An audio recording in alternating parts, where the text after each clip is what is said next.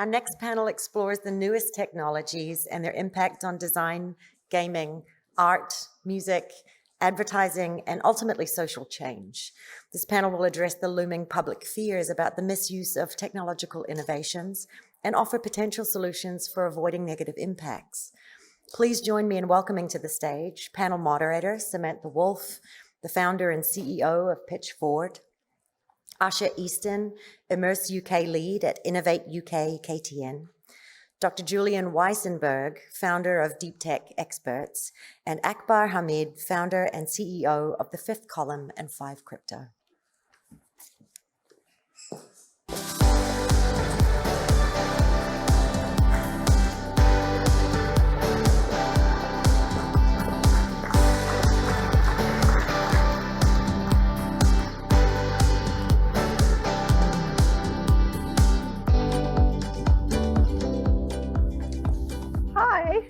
How's everybody doing? So somebody asked me today, they're like, what is this panel about that I was hosting? And I was like, we're just gonna talk about all of the future of technology, just a little subject. Just attempting to do that in our 45 minutes. But I was so honored to be asked to be a part of this panel. And then when I was told who was on it, I have to admit, I got a little intimidated when I looked at everybody's bios. And so I'm like super excited. And that's why I was like, let's just cover all of these things and see so we can all learn from these folks and have a little bit of an insight of what's coming. So the way that I'm going to attempt to structure, and we'll see, I tend to like to go with the flow a bit, is to talk a little bit, do introductions, talk a bit about creativity, about brands, about advocacy, and then offer up and sort of wrap up with some advice. So, but first, if you can all introduce yourself, and I said your favorite future technology and why. And so we'll go sort of like here to there. Yes. Hi, everyone. Akbar Hamid. I'm the founder and CEO of The Fifth Column, which is one of the leading creative communications agencies driving forward the convergence of brands, emerging tech, innovation, gaming. We work with a lot of incredible companies in the Web3 metaverse space, like The Sandbox, like Doodles. I'm not sure if you all are following or if you all are fans of Camp. If you have young kids, Doodles just announced a big partnership with Camp. So it's really interesting to see an NFT brand now creating a kids experience at their store in Chicago. So it's really, these NFT brands are now becoming just entertainment brands. And with The Sandbox, we're creating a lot of fun games that have social change missions that we'll talk about as well. And then we're also advising a lot of the big groups like L'Oreal, Richemont, LVMH, how they should embrace gaming, emerging tech, innovation as really a layer of their marketing strategies and not something completely separate, because that doesn't work. And then also I'm the co-founder of People of Crypto Lab, and that is a innovation lab and studio building in virtual worlds through the lens of culture. And that's been really incredible because we're actually guiding brands in how to embrace cultural moments like Pride, like Hip Hop 50, like Diwali, and bring in their authentic brand message in gaming worlds through these narratives. So it's been really, really fun. Hi, everyone. My name is Asha Easton, and I run an organization called Immerse UK, which is the UK government's innovation network for immersive and metaverse technologies. And we are part of a large organization called Innovate UK KTN. And the point of the large organization is to facilitate cross-sector innovation across kind of all industries in the UK, and to help companies to access things like R&D grant funding for their businesses. At Immerse UK, we work specifically across the XR ecosystem. Our role is really to help to grow it, make it less fragmented, connect the different kind of hubs across the country, help UK businesses to scale and connect them with the academic community. And all the work that we do kind of feeds back into the government to determine future policy and for the space, R&D funding strategy around Immerse specifically. So that's my day job, but on the side, I also do a number of different things as well. I helped co-found something called the XR Diversity Initiative, which helps to upskill people from underrepresented backgrounds with XR skills and help get their foot in the door into the industry. That's really the the reason for being, helping people get their hands on kit they might not have access to, getting them to rapidly prototype something in a day so they feel confident that they can actually, maybe take that route into the industry. And then I also sit on the board of the first Metaverse Fund for Europe, FOV Ventures, helping them with their kind of diversity initiatives. And I'm Julien Weissenberg. I'm an AI expert. My background is in computer vision and machine learning. And I work mostly for investors. I check startups for them, see if the tech is good. I'm also an expert for the Swiss Innovation Agency. And I'll start answering the question about favorite technology. It's still AI. I've been in the field for 14 years now, but I still think it's the future. And what I like about it, why I love it, is because I think it tells a bit about a piece of ourselves. If we understand how to replicate intelligence, maybe we understand a bit how we work as well. Amazing. And I'm Sam Wolfe. I realized I didn't introduce myself. I work on branding, marketing, and business strategies with emerging technology. I've co-authored a couple of books, one on the metaverse that came out in February and sort of all of the metaverse over 20 different industries. And I'm about to start my 4th year as an adjunct at NYU. I've taught business of AR and VR, marketing of emerging tech, business in the metaverse, and avatar and virtual beings. So I love this stuff, is this simple. And I love explaining it and helping people to understand it. You what? We need that. Yes. Okay. So one of my favorite things about emerging tech is how it can actually enable creativity and art and new ways of doing things. And it's almost like after the developers develop it, then the artists get their hands on it. And so how have you seen that happen within, your organizations, and what do you think of the potential of these technologies for creativity? It's such a powerful tool.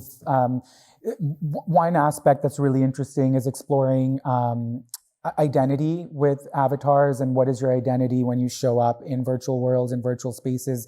And so that's been a really interesting conversation, because are you showing up as yourself, and do you want to show up as yourself, or do you want to show up as something that you believe you are?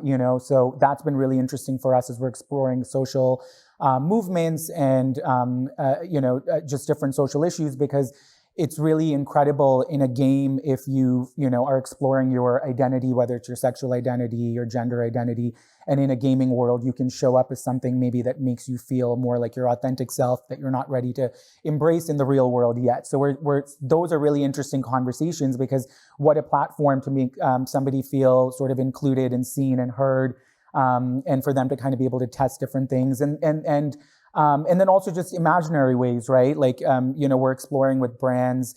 If you're a luggage brand,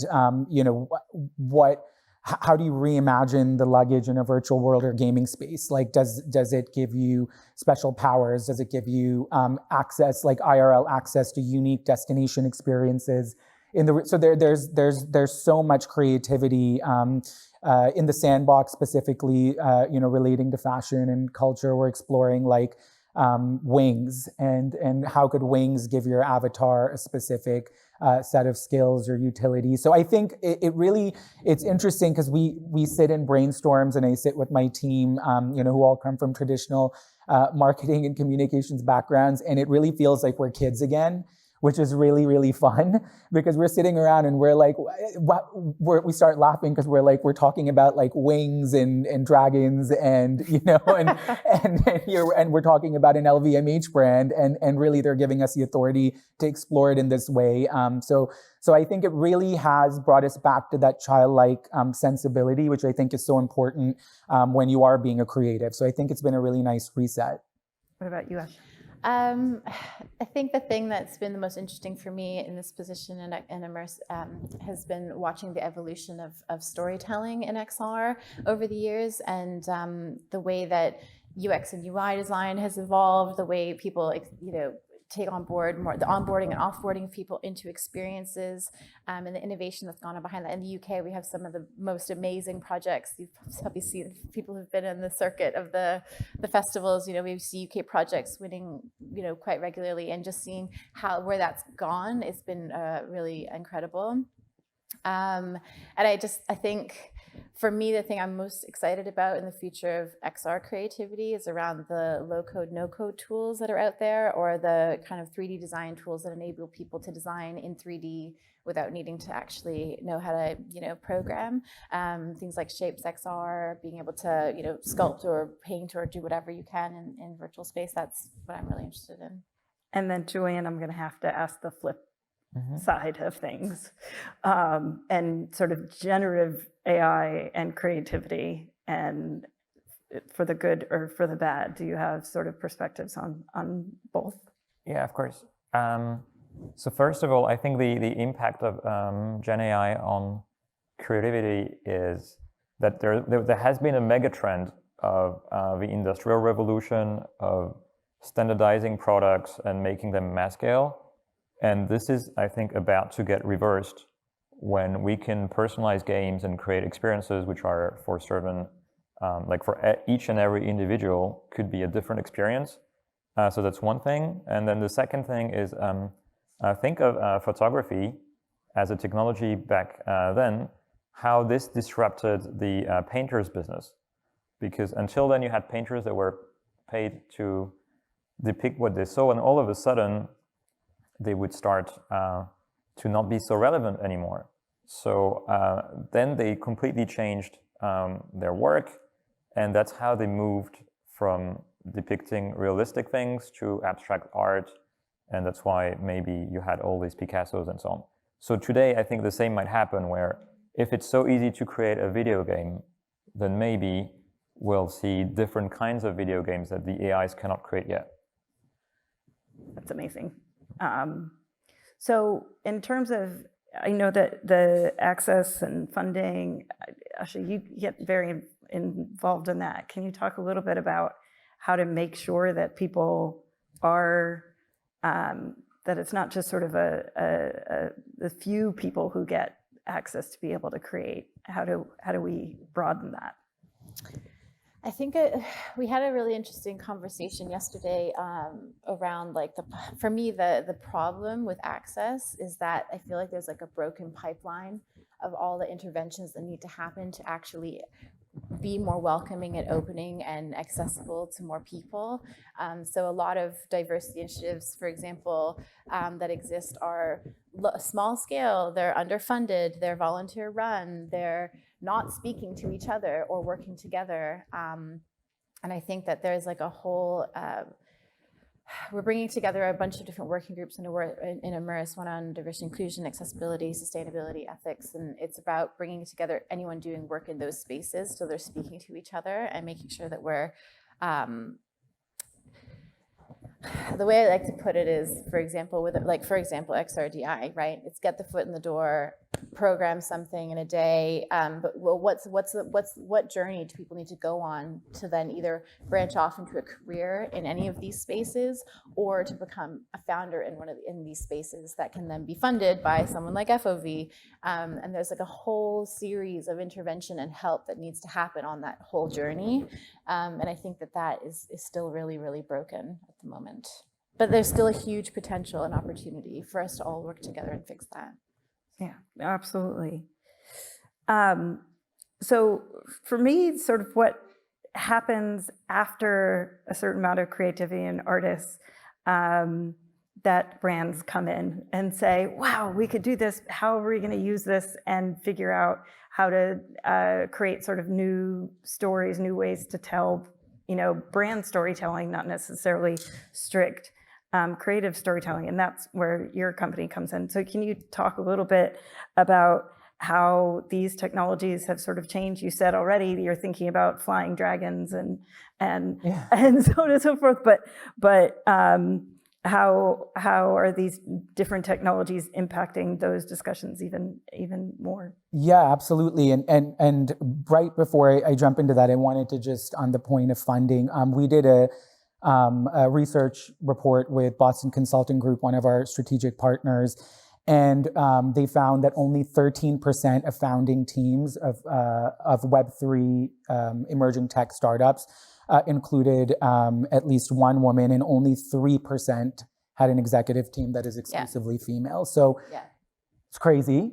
And but yes, there's a lot of opportunity to affect change, but we have to start with the mindset shift from the ground up. So that's a lot of the work that we're doing as well, by bringing in storytelling around around women of color, LGBTQIA, disabled community, because we need to bring those people in to start working in the ecosystem to then have these ideas come to life that can then be funded. And we need more women like Caitlin Holloway, who's a partner at 776, Alexis Ohanian, his fund, and she's really leading the charge there. And so, more women like her who are funding startups that are run by women. So we have a lot of work to do, but we're still so early on. Yeah, and you need more diversity in VC as well. In order to that, we need more diversity in VC. We need more diversity across the board in founders and creatives. We need more access to, for example, R&D funding in government. It's someone made a comment in a previous panel, which was saying how it's understanding how to even access grant funding in government. It's not, I'm in government, okay, and I'm telling you, it's so complicated, and people even to find us and to find these opportunities is very difficult. Then to understand how to get them, very difficult. To know who to speak to. All of this stuff can be hopefully demystified by something like AI, but there's so many different layers to the funding journey and different aspects need to be shifted. I mean, I think that's why sometimes it is that you get the funding, you want the grant to be able to do the creative, but sometimes the funding can come from brands to be able to create something new, sort of different and exciting in it. It's not necessarily like sell kind of advertising, which I can't stand, but more like experiential. Well, that's the workaround, right? To go straight to private funding. Yeah, and that's a great segue into brands and their narratives in the space, and sort of also coinciding with different funds. Like the Sandbox actually has a game maker fund, and they'll fund startups and companies with great vision, anywhere from $10,000, $20,000 to $200,000, depending on the scale of the game. So there are things like that, but I only know that because we work with them.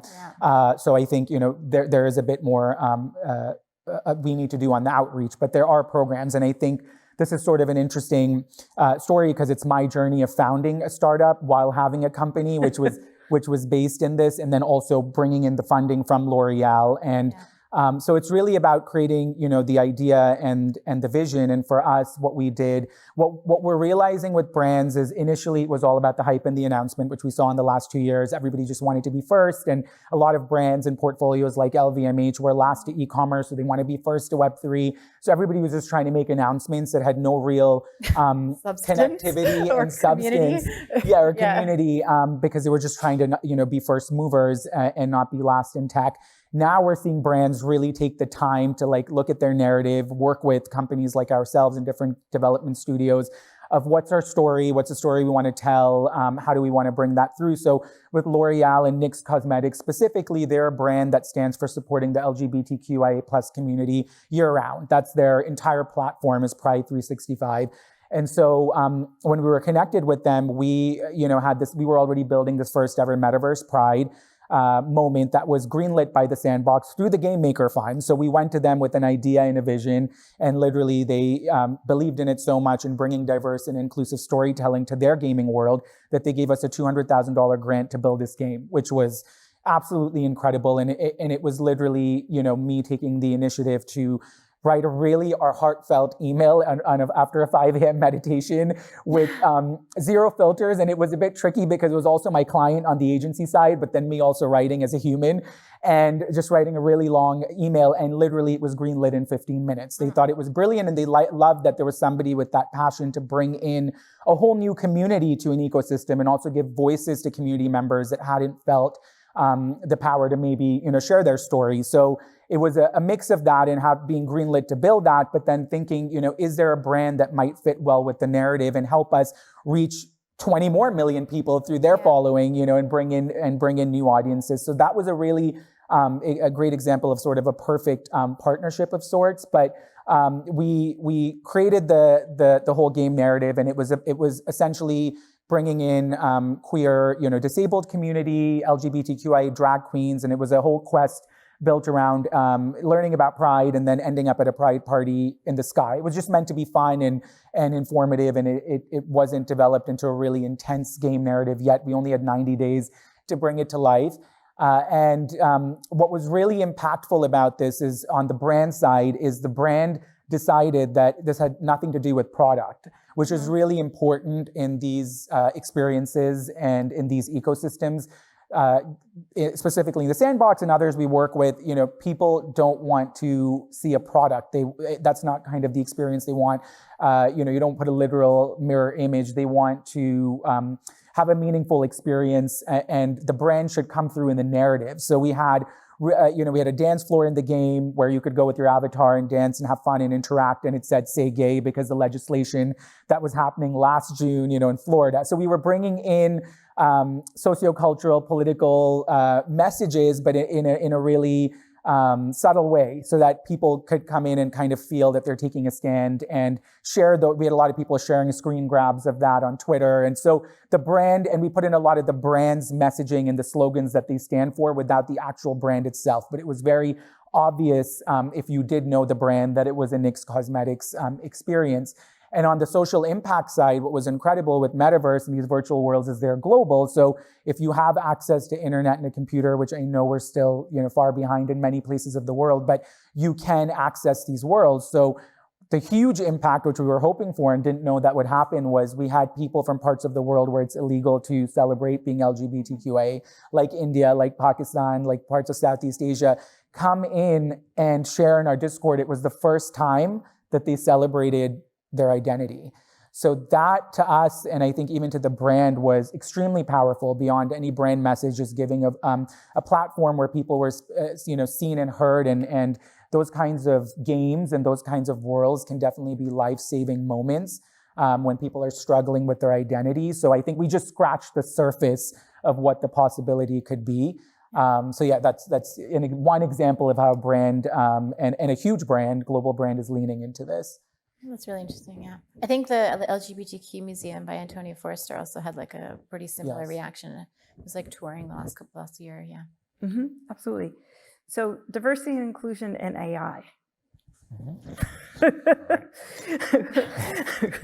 I feel like there has to be lots of discussion going around about that. And what are your thoughts on bias on those AI? topics? Yeah, sorry. So I'm big like, topic. it's a difficult topic, Right. for sure. So of course you have the problem of biases, which usually come in the first place from the data sets.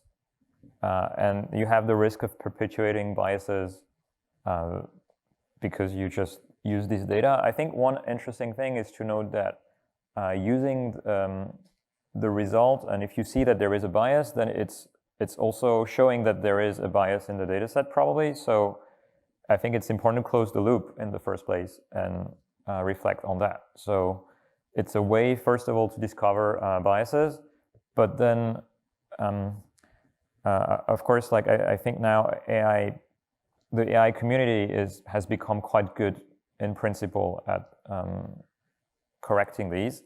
The main problem that I could see coming in the future is with Gen AIs that are learning from past data, maybe we'll get a bit stuck in terms of social norms.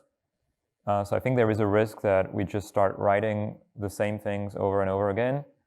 And if we think about the evolution of social norms, just if you go back 50 years ago, many things have changed. So I think it's not a good idea if we get stuck right now, even if we think we're at a good place. So how do you accommodate for that? Like, if you're planning for that, is that a future solution that hasn't been developed yet, or? I think this is a hard one because what I know about humans is we're lazy. So I think if we get a suggestion of, let's say, a generated text, then are we really going to edit it Right. and depart from that? I'm not sure. Yeah, no, I have a thing in one of my classes where I looked up all of the things that humans do that are not great. And it was like a list of like 10. And each of them you could apply to like what happens with the internet and social media. And it was like, so if you know all of these things could happen, then you need to be accommodating for them in future technology, even if you don't like to think about it, that you still need to say, well, probably people are going to steal. Like, okay, how can we stop that? You know, so on and so forth. So how can we, you know, sort of use these different technologies for good, to help, to increase the sort of amount of access and creativity and Asha, I'm looking to you for the solution for everyone, by the way. Well, you know, I feel like I'm preaching to the converted here, because I feel like there's so many people in this audience who are already building those experiences. So we know the application of immersive for, you know, for education, for health services, for mental health. We have a whole program in the UK that's funded by the government now around XR and mental health research, R&D. And the whole point of that is to not, we already know that that's something that's valuable, but it's creating this whole new way to enable those companies to work in the NHS. I think that like that's kind of the problem, is like we already know the effectiveness, but it's more about what's the deployment at scale look like, and how do we do that in areas like healthcare, or for like social services or other spots. There's so many applications. I was reading something about AI being, you know, having an emotional mental health support system utilizing AI technology. I think that that's really powerful when you're thinking about like suicide prevention hotlines and sort of tools that might be needed, you know, or, you know, if anyone's dealing with any sort of crisis, but to be able to have some sort of AI tool that you can speak to that actually can give you guidance or support, or speak back to you in a moment where, you know, you need someone but you don't have someone. So there was a little robot that was shown. What was the name? The name of that? Moxie. Yeah, wonderful. It was a robot, like an AI little robot for children, that was supposed to be helping them with their understanding, development and mental health. No, in my avatars and virtual beings class, I asked them for their final paper, my students for their final paper, to create a project, a pretend virtual being for good, and what would it be? And the two most common, one was a like non-binary humans. That's one thing that they like. It was about a third of the class, and they're all doing it individually, and about half had mental health. Like they all wanted sort of a mental health, you know, virtual being to help. Yeah, it's incredible in you know, if you even think of like emotional support for children who are being bullied and things like that, right? To have a friend in a way, you know, somebody to talk to for guidance. I think it's really powerful. There's a report I just saw that came, I think today, it might be spoken about later today, but it was saying that something like 87% of kids or children go looking for mental health guidance online, you know, and this is where they access that kind of information. So using it, finding tools that have AI applications to it, or an XR experience, there's lots of potential for the future for that. Sustainability as well, if we're thinking, you know, we've spoken to a lot of people developing tools for fashion and retail. And if you think about sustainability aspects of, especially in the US, we're such an over-consumption, you know, market. And if you look at fast fashion, but there's tools that people are creating where, and apps where you can literally know everything you have in your closet, and when you go into a store, if you're using that app, it can tell you already have something, or, you know, pair something for you. And so there's a lot of, you know, applications like that if used in mass, can really slow down sort of overconsumption and create more sustainability in terms of reuse and wearability. There's also in terms of vintage, clothing and sort of the resale market, NFC chips and different technologies that'll make it much easier to kind of sell directly, peer to peer, and in the long term affect change. Yeah, the sustainability aspect of immersive as well. Remote collaboration, obviously, like not having to travel. There's so much, information about that. The reason we started the sustainability working group, though, at Immerse, there's two reasons for it. One is to actually have the industry look at itself, and have conversations with all the main hardware providers and things like that, and understand the footprint of our industry more and how we can be more sustainable. But then also to communicate the carbon saving aspect of XR technology at a different level in government. So there's a huge net zero agendas across the board, across the world. It's massive. It's definitely massive in the UK, and we want this technology to be part of that conversation, which it's not really at the moment. Yeah. Right. I think AI could be a game changer in customizing education, which would be really useful to get people to the next level, and also because so far it's been really a mass-produced education system, which in a way is also excluding, like depending on how you like to learn, and also depending on where you live and your background, this could be a problem. So I think this could really be really a good thing. I'm really excited about the future of like AI-driven characters, and there's tons of research and companies I know that are working on things like the future of philosophy education or history education, and actually having AI-driven characters interacting with students in the spaces. Yeah, I went so pretty new, but that was actually like a dream of mine from when I got into the industry many years ago. I was like, oh my God, how can we have that? Like someone actually debating a philosopher in a virtual space, and that's how they learn it, because we know kids. Kids read, but not as much as they did.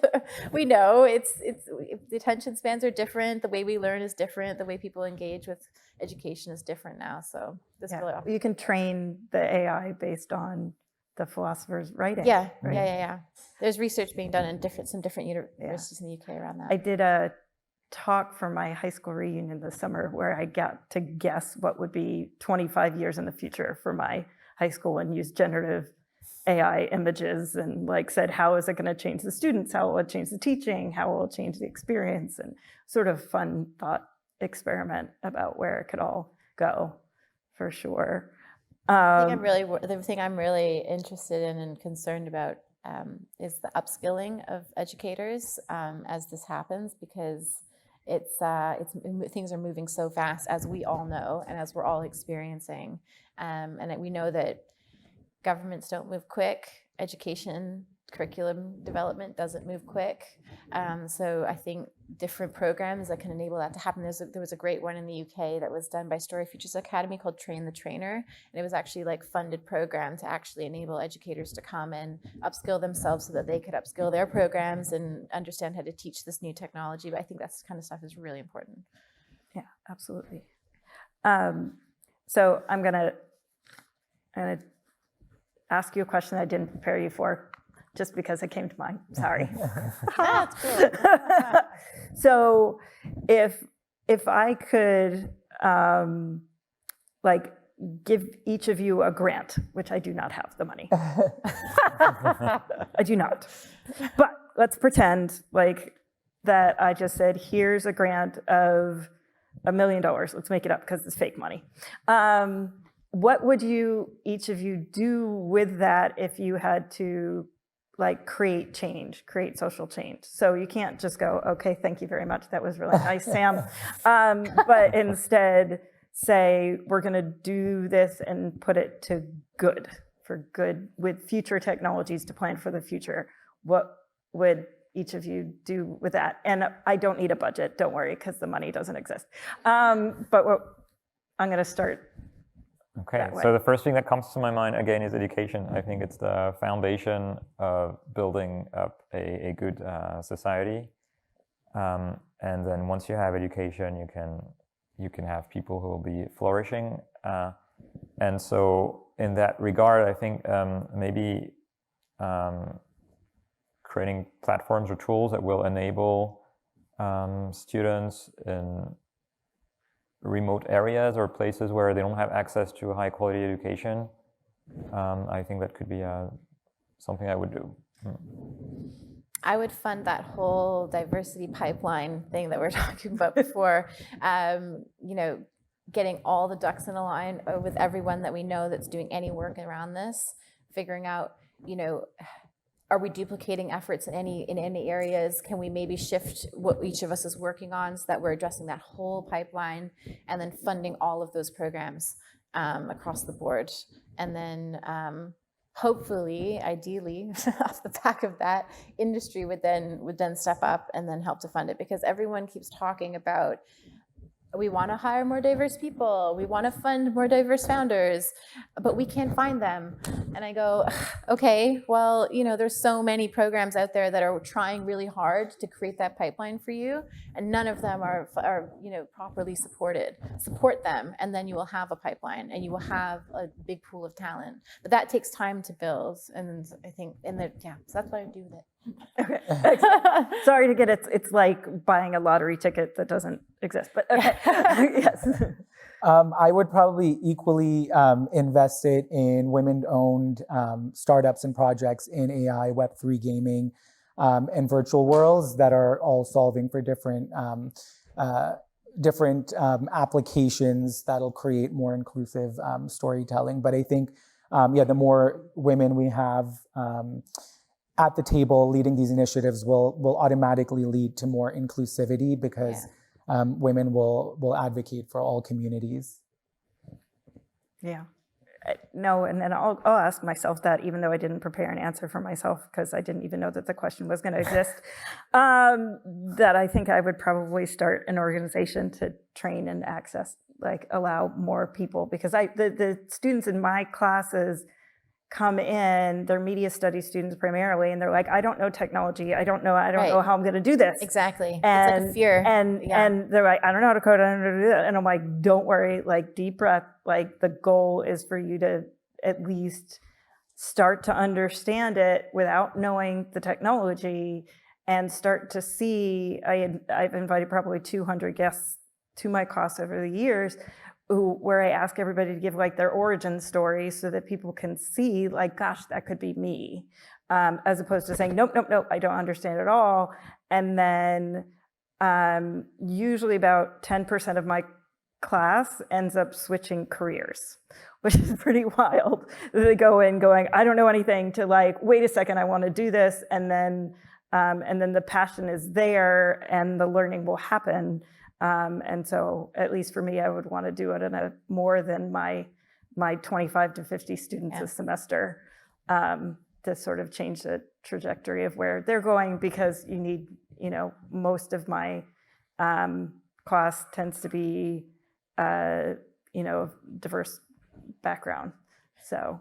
I also put money into early education as well, specifically around this stuff, because we get a lot of the efforts, I feel like now are mostly focused older, university, high school level, but kids don't even know, we don't even necessarily know what the jobs are going to be in 10 to 15 years, honestly, these days. But there are so many jobs that have even just become available in the last 5 years that,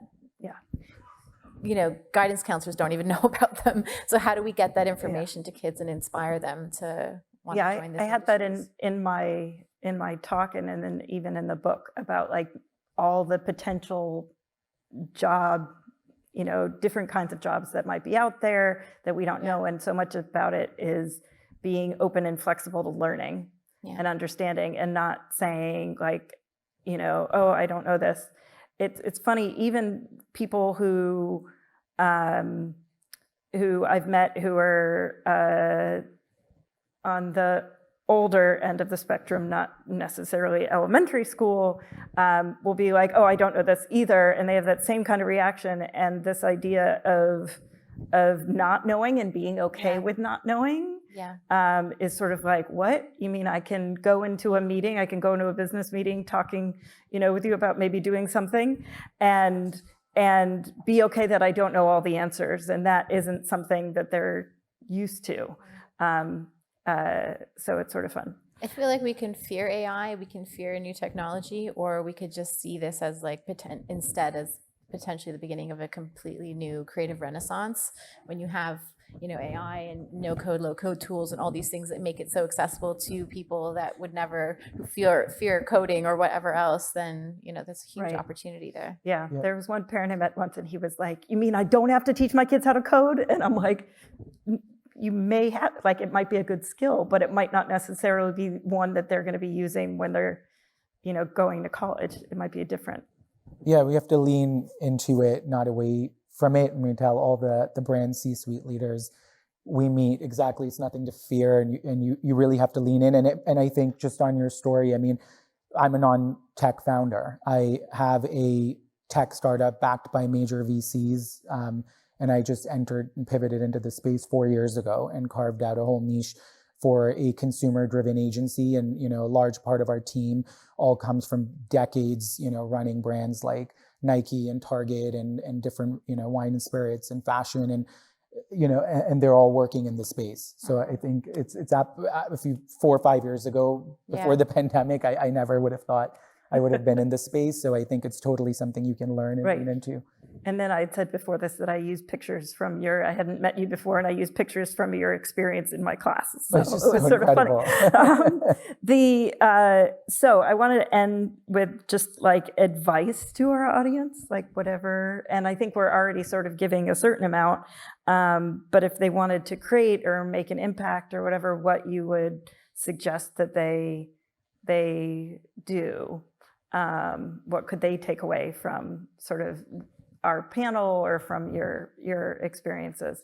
And I'll go this way. Yeah, I think we're really early on, so it seems like so much is happening. It hasn't. So there's a lot that you can still do.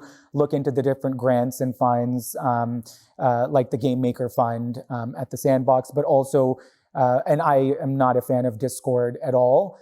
It's so complicated, unnecessarily so. But if I would recommend just joining different brand communities on Discord, following different Twitter spaces, and really just immersing yourself. And a lot of these leaders and thought leaders in the space are very responsive. So, Twitter DMs, reaching out on Discord, you'd be surprised how helpful and resourceful that can be. So if you're really interested, it's really important to kind of immerse yourself in the conferences like you are now, but definitely in the Twitter spaces, the Discord chat rooms, and just talking to people and not being afraid to share your ideas, which is exactly how, we got Metaverse Pride greenlit. Although I do tell my students that do at least like 5 minutes of research before you reach out to them. To compliment them on something that they did, whatever it might be. And usually right after a talk, if you reach out on LinkedIn or after Twitter Spaces, I think, so I think really just don't be afraid to do that, and don't worry if you don't know much about the space at all. Everybody's very eager to teach and help. Yeah, mine is always to just try as many experiences as you can.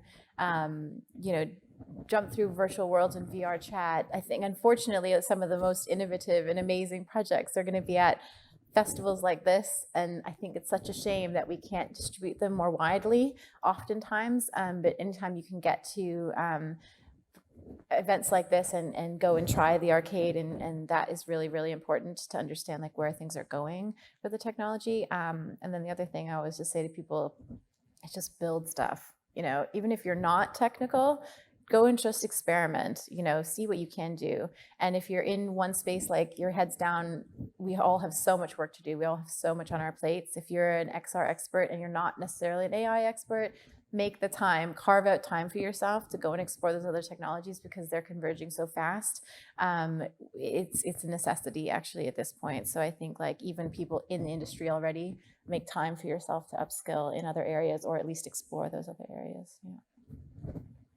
Yeah, it's hard. I think it's hard to predict the future. Yeah. So we can a little bit. The only thing that you can do is keep learning, adapt very quickly. As soon as there is something new that catches your attention that you think you could be using, just try it, use it, learn from it, see if you can combine it with other things, play with things. I think keep a child's perspective on things, because when you grow up as a child, everything is changing all the time, and that's the world that we live in now. Yeah, I do think that that's been one of the sort of greatest things about working in emerging technologies, that everybody's learning all of the time. And so when you end up talking to other people, be like, oh, you heard about that? Oh, I heard about this. Oh, you heard about, have you tried this? And it becomes this sort of big area where everybody is trying to sort of help each other while they're learning. I took a few days off just so that I could go and I set myself a goal of trying to create a VR animated film that I've had wanting to be doing with a friend for ages, and doing it from start to finish just using AI tools, just to see how far we could get with that. That was interesting. And the answer is like not super far, to be honest. Yeah, well, I guess that's why a lot of people like sharing on sort of whatever it is when things break, because the things do mess up, and that's sort of part of that process, and why, you know, some of AI stuff is sort of breaking before our very eyes, and people aren't necessarily used to seeing that unless you've already worked in emerging tech. And, you know, things are always shifting and changing, so you do have to just keep learning. But thank you so much for this panel today. It's been really fun. Sorry to throw in a pretend grant in the middle of everything.